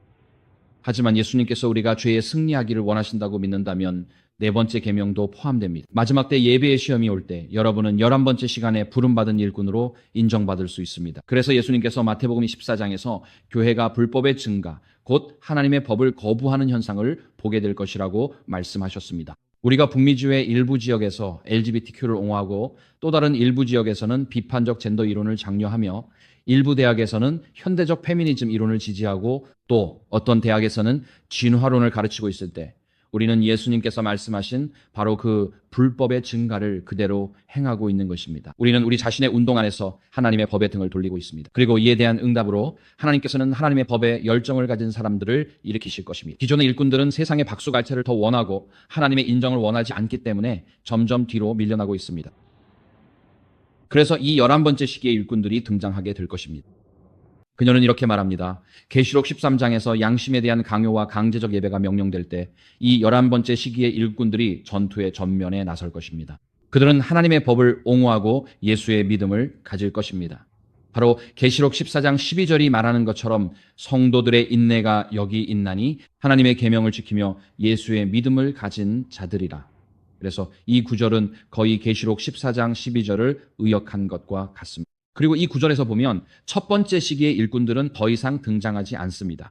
재림운동 내에서 흔들림이 있을 것입니다. 많은 사람들이 고든 증언으로 인해 떨어져 나가겠지만 또 다른 많은 이들은 진리를 찾다가 재림운동에서 그것을 발견하고 들어오게 될 것입니다. 그리고 이 마지막 위기 속에서 우리는 이 11번째 시기의 일꾼들이 그녀의 말에 따르면 종교의 자유를 지키는 일을 계속할 것이라고 읽게 됩니다. 그렇다면 왜 그들이 종교의 자유를 옹호할까요? 왜냐하면 그들은 오직 셋째 천사의 기별이 선포될 때, 즉 짐승의 표를 받지 말라는 말씀이 전해질 때에만 하나님을 선택할 수 있었기 때문입니다. 그들은 오직 양심의 자유가 있었기 때문에 하나님을 선택할 수 있었습니다. 그들 스스로 하나님을 선택할 양심의 자유를 누렸기에 사람들이 양심의 자유를 갖도록 그들을 위해 나서는 것입니다. 양심의 자유는 나나 너만을 위한 것이 아니라 모두를 위한 것입니다. 우리가 동의하지 않는 사람들을 위한 것이기도 합니다. 불교에게서 헌신하는 사람들을 위한 것이기도 합니다. 만약 그게 당신이 확신하는 바라면 그렇다면 그대로 두겠습니다. 하지만 저는 여러분이 그 길에서 돌아서길 호소합니다. 그래서 21시 일꾼들은 종교의 자유를 옹호하는 챔피언들이며 그녀는 그들이 나팔에 분명한 소리를 낼 것이다 라고 말합니다. 요즘 어떤 설교는 여러분을 금방 잠들게 하려고 만들어진 것 같습니다. 정말 그렇습니다. 영국에서는 우리가 목사님들에 대해 농담을 하곤 합니다. 영국 성공의 목사님들은 이렇게 말하죠. 결론적으로 언젠가 상황이 괜찮아지면 이 선택지가 여러분에게도 선택지가 될 수 있다는 가능성을 고려해 보시길 호소합니다. 여러분은 이렇게 생각하죠. 정말요? 그게 오늘 저에게 하는 호소인가요? BBC는 영국 목사님들을 조롱합니다. 그들은 너무 우유부단하고 설교는 많은 경우 여러분을 잠들게 만들기 때문입니다. 하지만 11시 일꾼들은 나팔을 불 것입니다. 즉 위기가 우리에게 다가오고 있고 재난의 시기가 있으며 그리스도와 사탄 사이에서 선택을 강요받고 있습니다. 어젯밤에 첫째, 천사의 기별은 예수님이 창조주이자 구속주로 드러나신다는 것입니다. 둘째, 천사의 기별은 사탄이 거짓 구조와 거짓 구원의 체계의 근원으로 드러난다는 것입니다. 그리고 셋째, 천사의 기별은 선택을 해야 합니다. 예수님이 드러나고 사탄이 폭로되며 오늘 선택을 해야 합니다. 그리스도를 선택하든지 사탄을 선택하든지 해야 합니다. 이 싸움에는 절대 중간지대가 없습니다. 그래서 이 설교자들, 이 연설자들, 이 교사들, 이 11시 일꾼들은 나팔을 분명하게 불 것입니다. 이들의 설교는 긴박하고 명확하며 돌려 말하지 않습니다. 여러분의 영혼과 저의 영혼, 우리 모두의 영혼이 하나님께 소중하고 시간이 얼마 남지 않았기 때문입니다. 오늘 우리가 저 밖의 도로에서 무사히 집에 돌아갈 수 있을지조차 알 수 없기 때문입니다. 우리는 앞으로 10분 동안 무슨 일이 일어날지 알지 못합니다. 다음 주에 누가 이 자리에 없을지 모릅니다. 이런 것들은 알 수 없습니다. 하지만 확실히 아는 것은 오늘 우리가 그리스도를 위해 내리는 결정입니다. 아멘. 이 11시 일꾼들은 나팔 소리로 설교하며 부름이 있습니다. 이 나팔 소리는 세상을 뚫고 나아가며 나도 괜찮고 너도 괜찮고 괜찮다는 설교를 넘어섭니다. 여러분은 그리스도를 위해 결정해야 합니다. 기회가 없을 수도 있기 때문입니다. 이 11시 일꾼들은 담대합니다. 담대함과 용기가 있습니다. 용기에 대한 이야기를 하고 있었습니다. 여러분은 혹시 용기가 성령의 열매 중 하나가 아니라는 것을 눈치채셨나요? 저는 왜 성령의 열매에서 용기를 찾을 수 없는지 궁금했습니다. 새 예루살렘 성 밖에 있는 첫 번째 부류가 두려워하는 자들이기 때문입니다. 그렇다면 두려워하는 자들이 새 예루살렘의 외부인이라면 왜 용감한 자들이 새 예루살렘 안에 있는 자들로 명확히 언급되지 않는 걸까요? 그리고 저는 이 질문에 대해 생각해봤습니다. 용기란 무엇일까요? 그리고 저는 제 형과 토론을 했습니다. 그는 그곳 신학교에서 신학학 교수인데 우리는 서로 의견을 주고받았습니다. 이것이 스토아 학파가 용기에 대해 생각한 것이고 이것이 키니코스 학파가 생각한 것이며 이것이 에피쿠로스 학파가 생각한 것입니다. 이들은 모두 그리스토락의 한 형태입니다. 제가 말했죠. 알다시피 이게 제가 이해하는 용기입니다. 만약 제가 불타는 건물 앞에 서 있고 이살된 제 딸이 위층 방에 있는 걸 본다면 저는 제 딸을 구하기 위해 그 건물 안으로 뛰어들 겁니다. 왜냐하면 저는 제 딸을 사랑하니까요. 그게 저를 움직이게 하는 동기입니다. 맞아요. 그리고 그게 제 딸이라는 걸 모르는 한 평범한 행인이 한 남자가 불타는 건물로 뛰어들어 아이를 구하는 걸 보고 저건 용감한 행동이야 라고 말하겠죠. 하지만 그건 용기의 행동이 아니라 자기 희생적인 사랑의 행동이었어요. 그리고 여러분이 잃어버린 영혼을 향한 사랑으로 동기부여를 받을 때 하나님께서 그 사랑은 잃어버린 영혼들이 직접 예수 그리스도를 알 수 있도록 담대함으로 이어질 것입니다. 담대함, 용기, 말할 의지, 나눌 의지, 믿음으로 한 걸음 내디딜 의지, 평범하고 예상 가능한 것, 그리고 사회적으로 예의 바른 범위를 넘어서는 의지, 이 모든 것은 그들이 직접 예수 그리스도를 영접할 기회를 얻을 수 있도록 하기 위함입니다. 여러분, 오늘 아름다운 세례식이 있었죠. 그리고 오늘 아침 세례를 찬양합니다. 아멘. 그리고 첫 데이트를 교회 예배에 가는 것으로 시작했다면 저도 주님을 찬양합니다. 아멘. 그리고 요즘 누군가에게 데이트 신청을 하는 것도 용기가 필요하죠. 정말 그래요. 하지만 예수 그리스도에 대해 사람들에게 전하는 것은 더 큰 용기가 필요합니다. 아멘. 그리고 우리가 이웃을 사랑하지 않는다면 다가올 위기나 심판에 대해 그들에게 경고할 필요성도 느끼지 못할 것입니다. 하지만 우리가 우리의 이웃을 사랑한다면 그것은 하나님을 위한 거룩한 담대함으로 이어집니다. 하나님을 위한 용기, 우리가 가보지 않은 곳으로 나아가고 우리의 편안한 영역을 벗어날 수 있는 기꺼운 마음입니다. 그리고 이것만은 꼭 말씀드리고 싶습니다. 여러분이 믿음으로 편안한 영역을 벗어나 주님 이제 모든 것이 주님께 달려 있습니다 라고 고백할 때 그 순간 하나님께서 여러분을 위해 행하시는 일들은 정말 놀랍습니다. 하나님께서 여러분을 이끌어 주십니다. 하나님께서 여러분에게 할 말을 주십니다. 하나님께서 그 신성한 만남과 약속을 이루어 주십니다. 하나님께서는 여러분의 삶과 영향력의 사람들을 보내주시고 하나님께서 여러분을 함께하게 하신 그 일로 인해 변화됩니다. 이 11번째 일꾼들은 종교의 자유를 지키는 챔피언들입니다. 그들은 양심의 자유에 대해 침묵하지 않을 것입니다. 그리고 그렇습니다. 만약 우리 총회가 전 세계의 권력과 연합하여 전 세계 재림교인들의 종교의 자유를 부정한다면 하나님께서는 종말의 종교 자유 챔피언들을 일으키셔서 사무실에 있는 첫 번째 시간의 일꾼들이 자신을 위해 하지 못했던 그 일을 하게 하실 것입니다.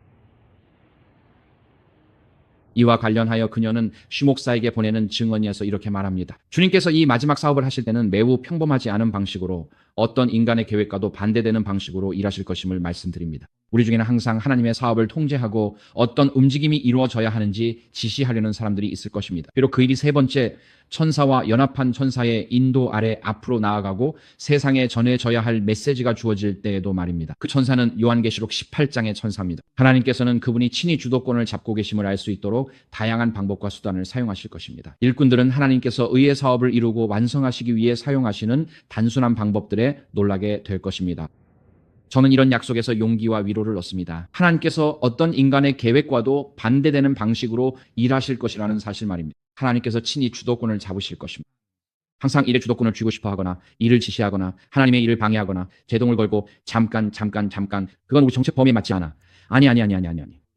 재림교회 위원관리에서 그건 허락하지 않아. 그건 너무 위험해. 라고 말하는 사람들이 있을 것입니다. 그리고 요즘 우리 교회의 많은 위원회들은 솔직히 말해서 복음을 전하는 것보다 위험을 관리하는 데 더 집중하고 있습니다. 아멘. 그래서 하나님께서 이렇게 말씀하실 겁니다. 그게 네가 하려는 거라면 그래. 난 널 날려버리지 않을 거야. 그냥 내가 직접 고삐를 잡고 내가 직접 통제할 거다. 네가 하나님의 일을 막을 수 있다고 생각해? 한번 해봐라. 왜냐하면 하나님께서 직접 나서시면 그 일이 앞으로 나아가는 것을 막을 수 있는 것은 아무것도 없기 때문입니다. 최근 조지아에서 10명으로 시작해 300명까지 늘었을 때 제가 5영권의 성경을 사자고 말했습니다. 당시에는 믿음의 행동이었지만 이제는 오히려 의심의 행동이 됐습니다. 5만 권, 10만 권의 성경이 필요했기 때문입니다. 하나님께서 개입하셔서 이 사역의 주도권을 직접 잡으시고 마지막 순간에 일할 일꾼들을 보내셔서 이 일을 완성하실 것입니다. 그녀는 역대하 4장에서 이렇게 말합니다. 늦은 비의 소나기 아래에서 인간의 발명품들, 즉 회의 구조와 같은 인간의 기계 장치는 때때로 쓸려나갈 것이다. 인간 권위의 경계는 부러진 갈대처럼 될 것이며 성령께서 살아있는 인간 대리자를 통해 설득력 있는 능력으로 말씀하실 것이다.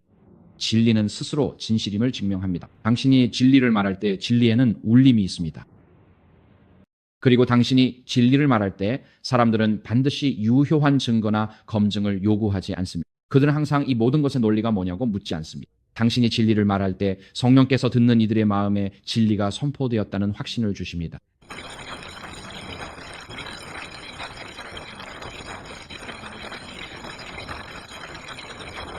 설득력 있는 능력입니다. 알다시피 하나님의 아들은 로마서 1장 1, 2절에서 부활을 통해 하나님의 아들로서 능력 있게 선포되었습니다.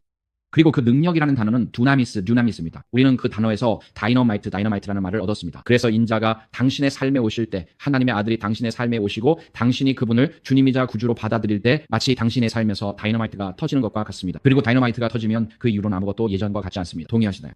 네. 그러니 당신이 거듭난 그리스도인이라면 이전과 똑같은 삶을 사는 것이 아닙니다. 다이너마이트가 터지고 하나님께서는 당신이 하나님의 나라의 원칙, 새로운 원칙에 따라 새로운 삶을 살기를 원하십니다. 그리고 육신의 일을 씻어내셔서 당신이 성령의 열매를 맺을 수 있도록 하십니다. 우리는 예수 그리스도 안에서 거듭날 때 새로운 피조물이 되고 변화된 존재가 됩니다. 그래서 복음 선포의 이 마지막 사역은 인간의 계획에 따라 이루어지는 것이 아니라 인간의 계획과는 반대로 이루어질 것입니다. 인간의 발명품들과 인간의 기계장치들은 사라지게 될 것입니다. 왜 인간의 기계장치들이 사라지게 될까요? 한 가지 관점은 새 포도주는 낡은 가죽 부대에 담을 수 없다는 것입니다. 맞아요. 또 다른 덜 호의적인 관점은 인간의 기계적 구조가 너무 경직되고 관료화되어서 더 이상 성령의 역사에 열려있지 않다는 것입니다. 또 다른 관점은 인간의 기계장치가 적극적으로 성령의 역사를 차단하고 성령께서 회원들의 삶에서 하시는 일을 부정하고 있다는 것입니다. 이것에 대한 또 다른 관점은 성령이 부어질 때 그 구조를 지배하는 또 다른 영이 작용하고 있으며 이 두 영은 서로 양립할 수 없다는 것입니다. 어느 쪽이든 선택할 수 있습니다. 하지만 여기 이 구절에서의 좋은 소식은 하나님께서 마지막 복음 사역을 직접 손에 주시겠다는 것입니다. 하나님께서는 재림운동 자발적으로 헌신하는 이들의 연합을 세우실 것이고 그들은 짐승의 표의 때에 셋째 천사의 기별이 선포될 때 재림운동 밖에 이들과도 연합하게 될 것입니다. 자발적인 연합이 지구의 마지막 시간에 사역을 완수할 것입니다. 하나님을 찬양합니다. 사역은 반드시 완성될 것입니다. 아멘입니다. 그러므로 이 11시 일꾼의 비유는 오늘 하나님의 자비의 초대에 응답하는 모든 개인에게 주어지는 하나님의 은혜에 대한 깊은 메시지입니다. 또한 이 비유는 지구의 마지막 위기 속에서 재림운동에 합류하게 될 일꾼들, 즉 11시 일꾼들이 어떤 사람들일지에 대한 예언이기도 합니다. 이 본문들에서 우리는 본질적으로 두 종류의 일꾼을 발견할 수 있습니다. 제 설교를 보신 분들은 아시겠지만 저는 내용을 표로 정리하는 것을 좋아합니다. 그렇게 하면 기억하기가 더 쉽기 때문입니다. 그래서 여기서 저는 첫 시간, 즉 초기 복음 일꾼들과 늦은 시간, 즉 11시 일꾼들을 대조해보고자 합니다. 이것은 오늘 우리가 논의한 모든 내용을 요약한 것입니다. 첫 시간 일꾼들은 하루의 대부분을 복음의 빛 가운데 살아갑니다. 그리고 11시 일꾼들은 짐승의 표가 강요되기 전까지 가장 어두운 시대에 살고 있습니다. 첫 시간 일꾼들은 재림운동 안에 함께 모여 있습니다. 이들은 2025년 오늘날 눈에 보이는 재림운동이고 11시 일꾼들은 오늘날 전 세계의 모든 신앙 안에 흩어져 있습니다. 그들은 극심한 어둠 속에서 살아가고 있습니다. 하지만 첫 시간 일꾼들은 자신들에게 주어진 특권과 책임에 불성실합니다. 정말 우리가 그렇습니다. 우리는 집에 엄청난 영적 부를 가지고 있지만 그것을 거의 활용하지 않습니다. 우리는 설교를 하고 사람들은 집에 돌아가지만 비건님에도 불구하고 설교자의 살을 먹습니다. 우리는 안식일 학교에 와서 신학적 개념을 토론하지만 우리 중 많은 사람들에게 그것이 우리의 삶에 아무런 변화도 가져오지 않습니다. 우리는 하나님의 가르침에 순종하기 위해 성경을 읽어야, 그래서 우리가 안식일 학교에서 성경을 공부하는 것도 하나님의 계시된 뜻에 더 완벽하게 조화를 이루는 삶을 살기 위함입니다. 하지만 너무 자주 우리는 성경을 읽고 신학적 아이디어를 토론한 뒤 그것이 우리의 삶을 변화시키도록 허락할 의도 없이 집으로 돌아갑니다. 이것은 결코 바람직한 모습이 아닙니다.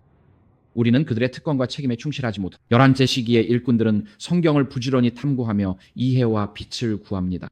첫째 시기의 일꾼들은 하나님께서 그들에게 이루기를 원하시는 일을 하러 오고 11째 시기의 일꾼들은 하나님께서 완성되기를 바라시는 일을 마무리하게 됩니다. 첫째 시기의 일꾼들은 변화되지 않은 사람들입니다. 11째 시기의 일꾼들은 진정으로 거듭난 회심의 경험을 가지고 있습니다. 첫째 시기의 일꾼들은 하나님의 율법을 무효화합니다. 11째 시기의 일꾼들은 자신이나 우리 기관에 어떤 대가가 따르더라도 하나님의 율법을 지킬 것입니다. 첫째 시기의 일꾼들은 그리스도에게서 돌아섰습니다. 11째 시기의 일꾼들은 그리스도께로 돌아왔습니다. 첫째 시기의 일꾼들은 종교의 자유를 지키지 않으며 동료 형제 자매들의 종교의 자유를 짓밟습니다. 11째 시기의 일꾼들은 종교 자유의 옹호자들입니다. 첫째 시기의 일꾼들은 그 흔들림이 올 때 하나님에 의해 제거될 것입니다. 11째 시기의 일꾼들은 그 흔들림이 올 때 하나님에 의해 불려 들어올 것입니다. 그리고 비극적으로 평생을 주님을 위해 일해온 첫째 시기의 일꾼들 중 일부는 생명의 면류관을 잃게 될 것이고 11째 시기의 일꾼들은 생명의 면류관을 얻게 될 것입니다. 정말 극명한 대조죠. 그래서 오늘 여러분께 도전하고 싶습니다. 짐승의 표는 아직 강요되지 않았습니다. 곧 오겠지만 아직 오지 않았습니다. 그리고 그 11째 시기의 일꾼들은 바로 그 순간 마지막 위기 속에서 들어오게 될 것이지만 우리는 오늘 그 11째 시기의 일꾼들의 영적인 자질을 가질 수 있습니다. 우리는 시간의 흐름 속에서 우리가 어디에 살게 될지 통제할 수 없습니다. 우리 중 일부는 짐승의 표가 강요되기 전에 죽을 수도 있지만 우리는 오늘 그 11째 시기 일꾼들의 자질과 영적 특성을 가지고 살아갈 수 있습니다. 우리 세대 2025년의 마지막 위기가 다가올 때 오늘 여러분에게 하나님과 언약을 맺고 11째 시기 일꾼으로 살아가겠다고 결심하라고 도전하고 싶습니다. 여러분은 오늘 극심한 어둠 속에서 살고 있지 않을 수도 있습니다. 여러분이 오늘날 다른 종교나 세속주의, 무신론 속에서 살고 있지 않을 수도 있지만 우리는 오늘 11째 시기 일꾼으로 살아갈 수 있습니다. 우리는 오늘 하나님께 11째 시기 일꾼의 영적 특성과 자질을 달라고 구할 수 있습니다. 그래서 2025년 이 텍사스 지역에서 세상이 주목하는 하나님의 운동이 일어나게 할 수 있습니다. 세상이 주목하는 하나님께로의 운동, 즉 세속 언론마저도 클리블랜드, 텍사스 주변에서 일어나는 그리스도를 향한 이 운동을 주목하게 될 것입니다. 우리는 오늘 11째 시기 일꾼으로 살아갈 수 있습니다. 우리는 이미 말씀드린 것처럼 역사의 흐름 속에서 언제 살게 될지는 통제할 수 없지만 2025년에 어떻게 살지는 선택할 수 있습니다. 오늘 여러분께 격려하고 싶습니다. 첫째, 시기 일꾼이 되지 마십시오. 사회적 편의 때문에 재림교인이 되지 마십시오. 죄를 짊어지고 우리를 대신하며 곧 오실 구주를 세상에 전하는 재림운동에 변화되고 확신에 찬 일원이 되십시오. 아멘. 이곳 텍사스에서 하나님을 위해 담대하게 살아가십시오. 이 세상이 주목할 수밖에 없는 하나님을 위한 담대함과 용기를 가지십시오. 하나님께 11시 일꾼의 마음과 생각을 달라고 구하십시오. 그러면 하나님께서 여러분을 축복하실 것입니다. 이번 주에 하나님께 여러분이 믿음을 나누고 복음을 전할 기회를 달라고 구하십시오. 주머니에 글로우 전도지를 넣거나 차에 Steps to Christ 책자를 비치해 두세요. 개인적인 간증, 하나님 만난 방법입니다. 만나기 전나, 만난 과정, 그리고 일들을 준비해 두세요. 모든 간증은 이 세 가지가 있습니다. 하나님을 만나기 전, 하나님을 만난 과정, 그리고 하나님께서 내게 해주신 일들, 그리고 이번 주부터 하나님께서 마지막 때에 일꾼으로 사용하실 11시 일꾼들 중에 여러분이 포함되도록 기도하세요. 저는 11시 일꾼이 되고 싶습니다. 지금은 그 역사적인 시대에 살고 있지 않을지라도 곧 그때가 올 것이고 저는 그 11시 일꾼들 중에 포함되고 싶습니다. 여러분도 그렇지 않으신가요? 네, 오늘 여러분께 도전하고 싶습니다. 클리블랜드가 시골 교회가 아니라 11시 일꾼의 교회가 되기를 소망합니다. 이곳은 사람들이 그들의 상황이 아무리 절박하든 인생에 이르거나 늦은 시기이든 상관없이 예수 그리스도 안에서 구원을 찾는 곳이 되기를 바랍니다. 왜냐하면 우리는 11시의 회심을 받아들이고 또한 11시 일꾼들의 교회이기 때문입니다. 예수님을 위해 당당히 서는 우리 모두에게 하나님의 축복이 함께 하시길 바랍니다. 어둠이 짙어지는 이 세상에서 여러분의 빛을 밝히 비추시고 이 교회의 사역을 통해 많은 이들이 세상의 빛이신 예수님께로 이끌리기를 소망합니다. 여러분이 그분을 위해 빛을 발할 때 하나님께서 여러분을 축복하시길 바랍니다. 아멘. 아멘.